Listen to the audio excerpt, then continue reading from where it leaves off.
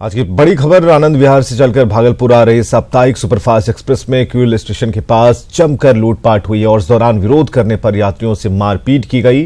घटना के बाद ट्रेन के जमालपुर स्टेशन पहुंचने पर यात्रियों ने हंगामा करना शुरू कर दिया। आनंद विहार भागलपुर साप्ताहिक सुपरफास्ट एक्सप्रेस में लूट, मोबाइल, जेवर, नकदी समेत 30 लाख से अधिक की लूट। विरोध करने पर 6 यात्रियों के साथ मारपीट।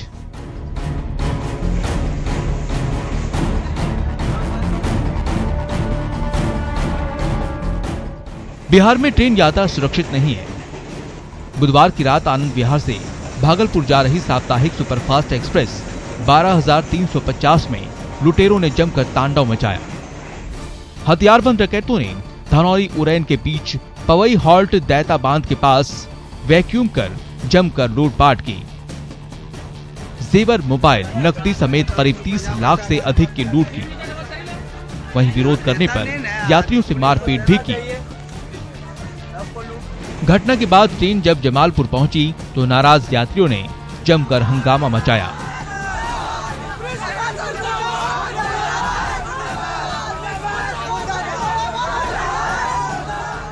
खास बात यह रही कि ट्रेन में रात के दौरान कोई एस्कॉर्ट पार्टी भी नहीं थी और ट्रेन के साथ यात्री भी भगवान भरोसे थे। सब मुंह में कपड़ा बना हुआ था सबको। अच्छा। और लेके सबके पास थिरनट्टा था और छुरा था बड़ा। अच्छा। सबको सटा के और बाकी मतलब कह रहे सब मोबाइल सब छीन रहा है, पैसे भी निकाल लिए। बताइए, रेलवे में पुलिस होता है या नहीं होता है? आज 30 साल से हम दिल्ली से अकेले आ रहे हैं, जा रहे हैं, कभी ऐसा नहीं हुआ था। फर्स्ट बार इस गाड़ी में टिकट है मेरा। ऐसे कहीं होता है क्या? रेलवे वाले का टिकट चेक करने का भी उसका कुछ ये नहीं है। वो रेलवे पुलिस नहीं दिया ना, टीटी आई है। अभी हम भागलपुर पहुंच गए, एक टीटी नहीं आया हमारा टिकट चेक करने के लिए। सबसे पहले रात 9:11 पर गाड़ी जैसे ही किऊल स्टेशन से खुलकर धनौरी पहुंची, हथियारबंद लुटेरों ने S8 और S10 स्लीपर बोगी को निशाना बनाया। इसके बाद थोड़ी ही देर बाद पवई हॉल्ट दैता बांध के बीच ट्रेन को फिर से वैक्यूम कर रोक दिया गया और फिर एसी कोच B2 और B3 को भी निशाना बनाया। लूटपाट के दौरान पुलिस नदारद थी और यात्रियों में दहशत का माहौल था। से आगे खुली है गाड़ी। हाँ। उसके बाद ही वहाँ रुक गई है। हाँ। 9:20 पे। अच्छा। इसके बाद ही शुरू हुआ ये सारा। कितने लोग थे वो 12 लोग थे। क्या क्या था उनके पास सामान सब? ये पिस्टल थे और ये 10-12 लोग थे, चाकू था। हाँ। ये सब थे। घर से हताश आया, एक साथ भाई साहब इधर बैठा था और सामान दिखाने लगा। उसके बाद सबको मारने लगा और खींचने लगा सबको। अच्छा। चेक करने लगा, जो भी था खाने पीने के लिए वो सब चला गया। कितने लोग थे वो 12-13 थे। क्या क्या सामान था उनके पास? उनके पास वो छोटा वाला गन भी था। घुसते के साथ डायरेक्ट सब पे अटैक करना स्टार्ट कर दिए और डायरेक्ट पर्स का डिमांड करने लगे। अच्छा। पर्स चाहिए, सबका पर्स छीनने लगे। अगर जिसके पास जितना पैसा मिला सारा पैसा ले लिए। प्लस अगर महिलाओं से भी छीनते, महिलाओं से भी छीन छान करी। सोना चांदी जो भी दुकान का चैन वगैरह जो भी था हाथ लगा के डायरेक्ट छीन लिया गया। जमालपुर में हंगामे के बाद पुलिस यात्रियों के फर्द बयान पर जांच में जुट गई है। डीएसपी रेल जमालपुर ने ट्रेन में एस्कॉर्ट पार्टी नहीं होने की बात मानी है और जल्द ही अपराधियों की गिरफ्तारी का भरोसा दिलाया है। 10-12 की संख्या में धनौरी के पास वैगन करके चढ़े हैं और भिन्न बोगियों में चढ़ करके मोबाइल और पैसे की शिकायत आ रही है कि लूटपाट किए हैं और किसी तरह की इंजरी की बात नहीं आई है। और बाकी हम लोग अपने स्तर से कार्रवाई कर रहे हैं। हमारे एसआरपी सर भी घटनास्थल पर पहुंचे हैं और हम भी यहाँ पे भिन्न लोगों का बयान ले रहे हैं। आप देख ही रहे हैं, कार्रवाई हम लोग कर रहे हैं। क्या ट्रेन में स्कॉट थी कि नहीं सर? नहीं, ट्रेन में स्कॉट तो अभी बात आ रही है कि नहीं थी। लगातार बढ़ रही आपराधिक वारदातों के बाद अब लुटेरे ट्रेन को भी निशाना बना रहे हैं। क्राइम कंट्रोल का दावा करने वाली बिहार पुलिस के लिए ये घटना एक बड़ी चुनौती है। देखना होगा कि कब तक अपराधियों तक पुलिस के हाथ पहुंच पाते हैं। अरुण कुमार शर्मा, न्यूज़ 18 मुंगेर। और मुजफ्फरपुर में बेखौफ अपराधियों ने एक अंडा कारोबारी से 3 लाख रुपए की लूट की है। घटना हियापुर थाने के एसके मेडिकल कॉलेज के पास की है। बाइक सवार अपराधियों ने दुकान में घुसकर वारदात को अंजाम दिया और इस दौरान वहां मौजूद अन्य ग्राहकों से मारपीट हुई। थोक अंडा कारोबारी ने बताया कि 3 बाइक पर सवार 9 अपराधियों ने इस घटना को अंजाम दिया है और तीनों बाइकर लूट के बाद सीतामढ़ी की तरफ फरार हो गए। सूचना मिलने पर हियापुर पुलिस मौके पर पहुंची, 2 संदिग्धों को हिरासत में लिया, पूछताछ जारी है। पर हिसाब मिला रहे थे, उसी दरमियान 9 लोग 3 मोटरसाइकिल पर सवार होके बिना नंबर प्लेट के मोटरसाइकिल था और 6 लोग दुकान पे उतर के आए कस्टमर बन के और अचानक पिस्टल भिरा दिए और बोले कि हटो यहाँ पर से, और वो खुद काउंटर पर बैठ गया और पूरा कैश काउंटर से निकाल लिया। और मुजफ्फरपुर में बेखौफ अपराधियों ने एक दवा कारोबारी की गोली मारकर हत्या कर दी। घटना सिवाईपट्टी थाने के खेमकरण गांव की है। बताया जा रहा है कि कारोबारी दवा दुकान में बैठे थे और इसी दौरान 3 अपराधियों ने गोली मारकर उन्हें घायल किया और उनकी इलाज के दौरान मौत हो गई। घटना की वजह पूर्व का एक विवाद बताया जा रहा है। फिलहाल पुलिस हत्यारों की गिरफ्तारी के लिए छापेमारी कर रही है। एक व्यक्ति को एक अपराधकर्मी ने गोली मारा है। हम लोग उसके कारणों को भी जानने का प्रयास कर रहे हैं कि क्या कारण हो सकते हैं, जिसके आधार पर उस अपराधी की पहचान कर उसकी गिरफ्तारी के लिए हम अपनी छापेमारी करने की योजना बना रहे हैं और अभी एसकेएमसी हॉस्पिटल में है बॉडी को पोस्टमार्टम कराने के लिए और अन्य जो भी कानूनी प्रक्रिया है उसको। और समस्तीपुर से बड़ी खबर, जहां अपराधियों ने युवक को गोली मार दी। युवक की हालत गंभीर बताई जा रही है। अंगार घाट के सुपौल गांव की घटना है। तो बड़ी खबर समस्तीपुर से, जहां युवक को अपराधियों ने निशाना बनाया है, उसे गोली मारी गई है और बताया जा रहा है इसके पीछे जो कारण थे अभी तक इसका खुलासा नहीं हो पाया। समस्तीपुर से बड़ी खबर, जहां युवक की हालत बेहद गंभीर है। नाम बताओ कौन है? अररिया के हरिपुर गांव की ऋतिका अब नहीं रही। रविवार से लापता ऋतिका का शव उसके घर के पास के गड्ढे में पड़ा मिला और ऋतिका का शव अपने साथ हुई बर्बरता की पूरी कहानी बयां कर रहा है और चीख चीख कर ये मांग कर रहा है कि उसके गुनहगारों को फांसी से कम सजा ना दी जाए। बर्बरता से सिहरा पूरा बिहार। अररिया में बच्ची की बर्बर हत्या, हत्यारों ने बच्ची की निकाली आंख, मासूम के गले पर बर्बरता के निशान। 9 साल की बच्ची ऋतिका का शव अपने साथ हुई बर्बरता की पूरी कहानी बयां कर रहा है। बच्ची के गले पर निशान है जिससे गला दबाकर हत्या किए जाने की आशंका सामने आ रही है। वहीं बच्ची की आंख भी निकाल ली गई है, जो हत्यारों की निर्दयता की चीख चीख कर गवाही दे रही है। अररिया के हरिपुर गांव में ये भीड़ उस वजह से जमा हुई है क्योंकि 2 दिनों से जिस बच्ची की खोज में पूरा गांव दर दर की खाक छान रहा था, उस बच्ची की लाश उसी के घर के पास पड़ी मिली है। रविवार से लापता ऋतिका का शव मंगलवार के दिन उसी के घर के पास एक गड्ढे में पड़ा मिला। सूचना के बाद मौके पर पहुंची पुलिस को परिजनों और ग्रामीणों के आक्रोश का सामना करना पड़ा और काफी समझाने बुझाने के बाद मंगलवार की देर शाम शव को पोस्टमार्टम के लिए भेजा गया। इस हत्याकांड से पूरे हरिपुर गांव में दहशत का माहौल है और मौके पर पुलिस टीम के साथ एफएसएल टीम और डॉग स्क्वाड जांच में जुटी है। आंख भी निकाला गया है, उनका एक ऑर्गन साइड का आंख निकाल लिया गया, गला और गले में पूरा निशान है, दाग है। बच्ची पढ़ती थी क्या? कौन सी क्लास में? क्या नाम था? 5 में ऋतिका। मौकाए वारदात से सभी चीजें एफएसएल की टीम कलेक्ट कर रही है और उस निर्दयी हत्यारे तक पहुंचने की कोशिश में जुटी है। पुलिस को आशंका है कि बच्ची के साथ गलत हरकत को भी अंजाम दिया गया है। वहीं इस घटना में कोई गांव का ही शख्स दोषी है और उसने पहचान छिपाने की नीयत से बच्ची की हत्या कर दी है। फिलहाल तमाम कयासों के बीच 9 साल की ऋतिका की बर्बर हत्या की गुत्थी उलझी है। वहीं पोस्टमार्टम रिपोर्ट का इंतजार किया जा रहा है जिससे बच्ची की मौत का पूरा सच सामने आ सके। अररिया से न्यूज़ 18 के लिए सतीश कुमार की रिपोर्ट। और खबर है सिवान से, जहां सदर अस्पताल में मानवता को शर्मसार करने वाली घटना सामने आई है। यहां बेड के अभाव में एक मरीज को जमीन पर लेटना पड़ा। दरअसल मरीज को ठंड लगी थी, लेकिन उसे इलाज के बजाय धूप में बिना चादर के ही लिटा दिया गया। और इस बारे में जब ड्यूटी पर तैनात डॉक्टरों से न्यूज़ 18 की टीम ने जानकारी लेनी चाहिए तो पहले तो वो कैमरे के सामने आने से ही कतराते रहे और बाद में मरीज के इलाज का भरोसा दिया।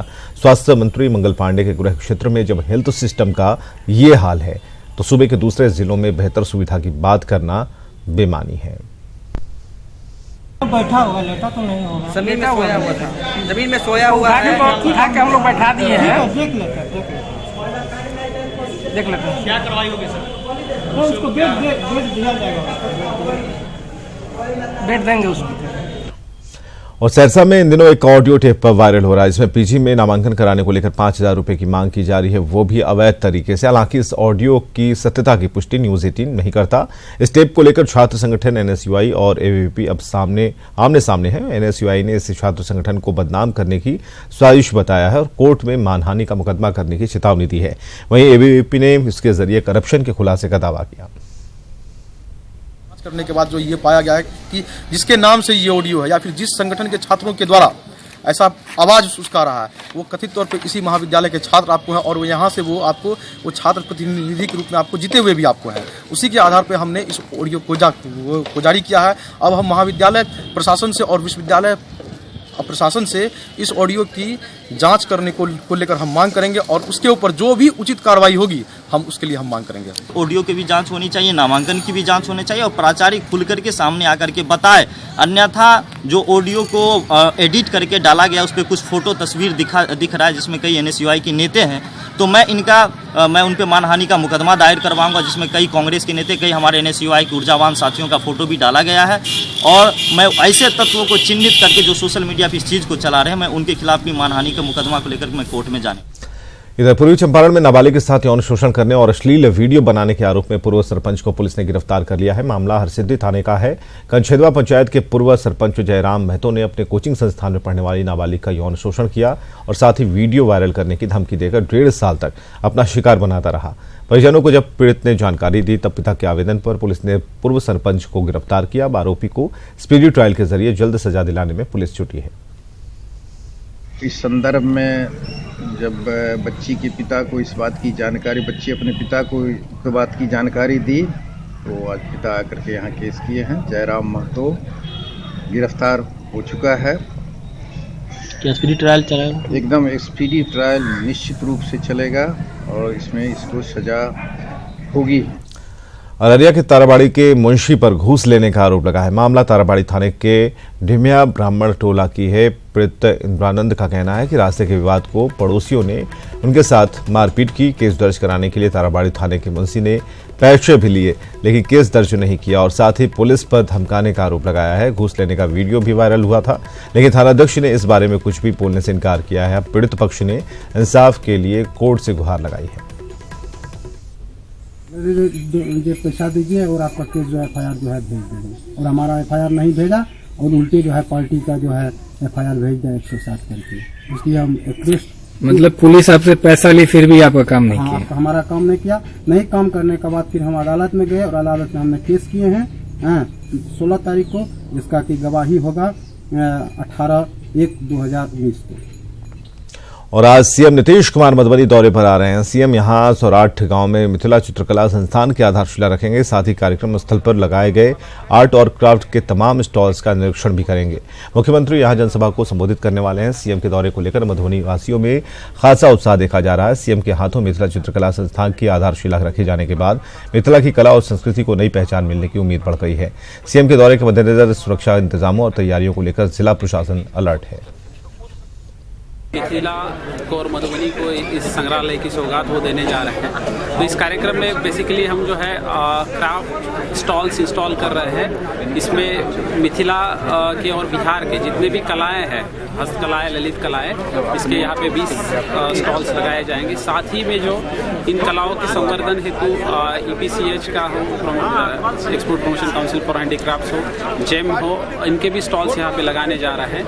यहाँ पे सर्टिफिकेट कोर्स का शुभारंभ जो होता है 6 महीने का कोर्स है मिथिला चित्रकला संस्थान, जो आर्यभट्ट ज्ञान विश्वविद्यालय से संबंधित किया गया है। तो इसका भी शुभारंभ माननीय मुख्यमंत्री जी के हाथ से किया जाएगा। सीएम के मधुबनी दौरे के दौरान एक युवक ने आत्मदाह की धमकी दी है। हरलाखी प्रखंड निवासी रवि की माने तो मधवापुर प्रखंड में कुछ अधिकारियों और कर्मचारियों ने कथित तौर पर फर्जी तरीके से 114 शिक्षकों की बहाली कर करीब 10 करोड़ की काली कमाई की और इस बारे में बार बार शिकायत के बाद भी कोई कार्रवाई नहीं हुई और ऐसे में उसने हताश होकर यह फैसला लिया है। वहीं डीएम ने मामले को लेकर प्रशासन को गंभीर बताया और साथ ही बेनीपट्टी एसडीएम के नेतृत्व में जांच टीम गठित किए जाने की जानकारी दी है। जांच रिपोर्ट के बाद दोषियों पर कड़ी कार्रवाई का भरोसा दिलाया गया है। पूर्व में भी डीएम साहब को हमने आवेदन दिया, इसमें कोई कार्रवाई नहीं हुआ मधवापुर फर्जी शिक्षक बहाली में। अच्छा, इसी लेकर के हमने 10 तारीख को सीएम साहब के अगवानी में हम आत्मदाह करने के संकल्प किया है। इसमें जो है अनुमंडल पदाधिकारी बेनीपट्टी की अध्यक्षता में एक कमेटी गठित की है, जिसमें अनुमंडल पुलिस पदाधिकारी और जिला शिक्षा पदाधिकारी है। तो ये जो फर्जी सर्टिफिकेट्स और उसके बाद जो इसकी जांच की बात हो रही है इनका है, तो वो जांच इनके द्वारा की जाएगी। उसके बाद हम नियमानुसार कार्रवाई भी करेंगे। नवीन पटनायक की पार्टी के 2 सांसदों ने नीतीश कुमार से मुलाकात की है और मुलाकात लगभग 1 घंटे तक चली। मुलाकात के बाद बीजेडी सांसदों ने बताया कि नीतीश कुमार से 33% महिला आरक्षण को लेकर सहयोग मांगा गया है। नीतीश कुमार ने भी पूरा सहयोग करने का आश्वासन दिया। वहीं बीजेडी के भविष्य में एनडीए के सहयोगी बनने पर मुस्कुराकर बीजेडी सांसद ने नीतीश कुमार से बेहतर संबंध का हवाला दे राजनीतिक सरगर्मी बढ़ा दी है।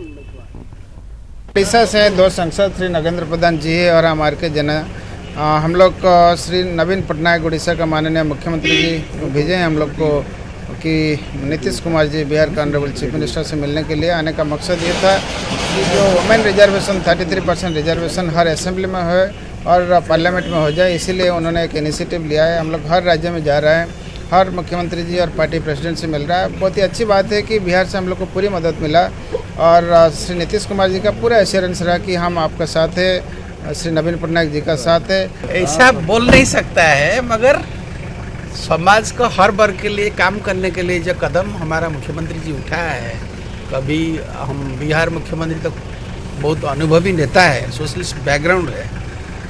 हम लोग सोच रहे हैं देश में बहुत अच्छा होगा, आज नहीं तो कल। और राज्य सरकार द्वारा बिहार के बाहर से आने वाली मछलियों की जांच के लिए भेजे गए सभी 10 सैंपलों की रिपोर्ट निगेटिव आई है। इसमें मानव स्वास्थ्य के लिए हानिकारक तत्वों के मौजूद होने की पुष्टि की गई। इसमें फॉर्मेलिन जैसे हानिकारक तत्व पाए गए हैं। स्वास्थ्य विभाग में इस रिपोर्ट के आने के बाद से हड़कंप मचा है। दरअसल आंध्र प्रदेश से सर्वाधिक मछलियां बिहार आती हैं। बिहार में बर्ड फ्लू के बाद मुर्गा और अंडा खाने से परहेज कर रहे लोगों के लिए ये बड़ा झटका है। मत्स्य संसाधन मंत्री पशुपति कुमार पारस ने बताया कि स्वास्थ्य विभाग को रिपोर्ट भेजी गई है और जल्द ही आंध्र प्रदेश से आने वाली मछलियों पर रोक लगनी चाहिए। निश्चित रूप से बैंड करना चाहिए और आज से 2 महीना पूर्व हमारे विभाग के द्वारा हम लोगों ने सैंपल भेज के कलकत्ता से उसकी जांच कराई, तो वहाँ से जो रिपोर्ट आया वो नेगेटिव आया कि ये मछली जो चूँकि आंध्र प्रदेश की मछली जो यहाँ आती है उसको आने में और रख रखाव में कम से कम 15 दिन समय लगता है। तो उसके खाने से निश्चित रूप से जो रिपोर्ट में आया कि कैंसरस है, लेकिन चूँकि पशुपालन विभाग उस पर रोक नहीं लगा सकती है, इसलिए हम लोगों ने रिकमेंड करके हेल्थ डिपार्टमेंट को भेजा। हेल्थ डिपार्टमेंट को करना है, फिर हेल्थ डिपार्टमेंट भी अपने तरफ से उसकी जांच लोग करवाए, लैब में करवाए, वहाँ बाहर भेज के, तो उसमें 100% रिपोर्ट आया कि ये मछली खाने से कैंसर की बीमारी होती है, तरह तरह की बीमारियाँ फैलती हैं। तो जब हम लोग के विभाग जिस समय गया था उसी समय पूरे मार्केट में ये बात फैल गई थी कि ये खाने से हानिकारक है, कैंसरस है, तो स्वतः लोग खरीदना बंद कर दिए थे, लेकिन कानून नहीं बना था। लेकिन अब चूँकि हेल्थ डिपार्टमेंट भी कंफर्म हो गया कि इसके खाने से। और राज्य में पत्रकारों से बात करते हुए बिहार के स्वास्थ्य मंत्री मंगल पांडे ने आंध्र प्रदेश से आने वाली मछली पर रोक के सवाल पर जवाब दिया। मंगल पांडे ने कहा कि बिहार के बाजारों में बिक रही मछलियों में जहरीले रासायनिक पदार्थों की जांच से जुड़ी रिपोर्ट आ गई है और विभाग इसका अध्ययन करने के बाद पशुपालन विभाग को उचित निर्देश देगा। सैंपल्स के रिपोर्ट आ गए हैं, उन रिपोर्टों का अध्ययन हो रहा है, उसके बाद पशुपालन विभाग से बातचीत करके हम आगे का निर्णय लेंगे। कटिहार के बुद्ध चौक वार्ड नंबर 7 में देर रात भीषण आग लग गई। अगलई में भारी तबाही हुई है, साथ ही 2 घर जलकर राख हो गए। हालांकि कड़ी मशक्कत के बाद फायर ब्रिगेड की मदद से स्थानीय लोगों ने आग पर काबू पाया। आग लगने के कारण साफ नहीं हो पाया है। पूर्वी चंपारण और गोपालगंज की सीमा पर स्थित गंडक नदी का डुमरिया घाट पुल पूरी तरह से जर्जर हो चुका है, जो कभी भी ध्वस्त हो सकता है। यह पुल देश की राजधानी को पूर्वोत्तर राज्यों से जोड़ती है और पुल से रोजाना सैकड़ों गाड़ियां गुजरती हैं। जर्जर हो चुके पुल पर कभी भी कोई बड़ा हादसा हो सकता है और सबसे अधिक परेशानी गन्ना उत्पादक किसानों को हो रही है, क्योंकि चीनी मिलों तक गन्ना को पहुंचाने में किसानों को इस पुल से कई दिन लग जाते हैं। वहीं परेशान किसान अब आंदोलन के मूड में हैं। आए दिन पिपरा कोठी से सैकड़ों बस खुलती है, जो एकमात्र सेंट्रल गवर्नमेंट और राज्य सरकार का राजस्व का वसूली होता है, उसका फायदा है। इसमें के देखने का आम जनता का भी सहूलियत है, उसके बावजूद भी सरकार आंख मूंद कर बैठी हुई है। न जाने किस कारण से इस पुल पर सरकार की नज़र नहीं है। सिंगल पुल। और आम जनता पार्टी के राष्ट्रीय अध्यक्ष विद्यापति चंद्रवंशी ने 3 मार्च को गया की पावन धरती से देशव्यापी आंदोलन की शुरुआत करने की बात कही। विद्यापति चंद्रवंशी ने कहा कि 3 मार्च से महापंचायत का आयोजन होगा। वहीं आरक्षण के मुद्दे पर उन्होंने कहा कि 85% पिछड़ी जाति के लोगों के लिए 49.5% आरक्षण की सीमा को बढ़ाना चाहिए। इसके साथ ही चंद्रवंशी ने लोकसभा चुनाव में 10 सीटों पर आम जनता पार्टी के चुनाव लड़ने का ऐलान किया। देश की दशा और दिशा पर एक महापंचायत लोग करने जा रहे हैं और इसमें मूल बिंदु यह है कि पिछड़ा वर्ग को जो सीमित दायरे में सुप्रीम कोर्ट के सर्वोच्च न्यायालय ने जो आदेश किया है कि उसको सीमित दायरे में रखा जाए। और इधर पूर्णिया के जीडी गोयनका स्कूल को इंटरनेशनल एक्सेलेंस टीचिंग अवार्ड मिला है। स्कूल के चेयरमैन पीयूष अग्रवाल ने प्रेस वार्ता कर कहा कि दुबई में 70 देशों के स्कूलों के प्रतिनिधि की मौजूदगी में ये अवार्ड जीडी गोयनका स्कूल को मिला और इस कार्यक्रम के मुख्य अतिथि अफगानिस्तान के प्रधानमंत्री थे। स्कूल के चेयरमैन ने एक्सेलेंस अवार्ड मिलने को गौरवपूर्ण बताते हुए कहा कि जीडी गोयनका स्कूल ने महज 9 महीने में ही काफ़ी प्रगति की है। वहीं स्कूल के प्रिंसिपल ने कहा कि ये बिहार के लिए बड़ी उपलब्धि है। ब्रिटिश काउंसिल के द्वारा आयोजित एसएफ एग्जामिनेशंस में हमारे बच्चों ने इंटरनेशनल रैंक तक लाया है। हमारे पूर्णिया स्कूल के आज बिहार के लिए बहुत गर्व की बात है कि जो इंटरनेशनल टीचिंग एक्सीलेंस अवार्ड है बिहार के स्कूल जीडी गोयनका को बिहार के इतिहास में पहली बार मिला है। इसमें 70 देश के स्कूल के प्रेजेंटेशंस होते हैं, 70 देश के स्कूल के लोग उसमें पार्ट लेते हैं। जो अटेंशन सीकर अच्छा करता है उसको हम असेंबली में एनकरेज करते हैं, मोटिवेट करते हैं। कभी कभी छोटे सर्टिफिकेट दिए, कभी कभी छोटे बैडजेस दिए, जिसके कारण उसको लगता है कि हाँ मुझ में भी करने की क्षमता है। जब ये उनमें विश्वास आ जाता है तो मेरे ख्याल से कोई बच्चा पिछड़ा नहीं रह सकता। और बिहार की बाकी खबरों को देखने के लिए आप लॉगिन कर सकते हैं हमारी वेबसाइट news18bihar.com पर।